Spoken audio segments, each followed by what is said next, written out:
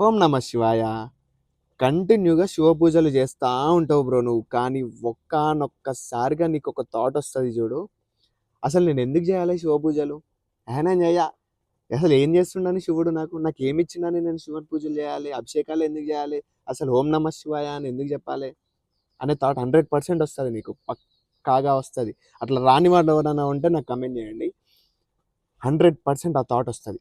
కానీ శివుడు ఒక వ్యసనం, పట్టుకుంటే వదలలేని వ్యసనం అది.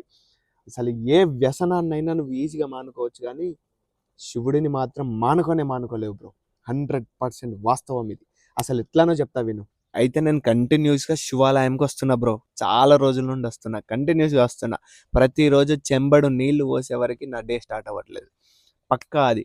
నేను లేట్గా లేచినా లేట్గా వస్తున్నా. అది ఏ టైం అయినా సరే నాకు రావాలనిపిస్తుంది, వస్తున్నా, చెంబడు నీళ్లు పోస్తున్నా, వెళ్ళిపోతున్నా. అయినా కూడా నేను అప్పుడప్పుడు డిసప్పాయింట్ అవుతున్నా. ఒక రోజులో నిన్న నేను కొంచెం డిస్టర్బ్ అయినా. తొందరనే పడుకున్నా, తొందరనే లేచిన, కానీ నాకు ఎందుకు రావాలనిపించలే ఈరోజు. నేను అసలు ఎందుకు ఇంత డిస్టర్బ్డ్ ఉంటున్నా, నేను చిరాకు లేస్తుంది, నేను పోను అసలు శివాలయంకి, అసలు పోవద్దు అని చెప్పి ఒక 2 గంటలు అట్లనే పడుకున్నా ఫోన్ వాడుకుంటా. కానీ ఊకోదు, మనసు ఊకోదు. అదొక వ్యసనం, ఆయన ఒక వ్యసనం, 100% వ్యసనం. మళ్ళీ ఇంకా చూస్తే శివాలయంలోనే ఉన్నా. శివుడు అంటే 100% ఒక వ్యసనం బ్రో.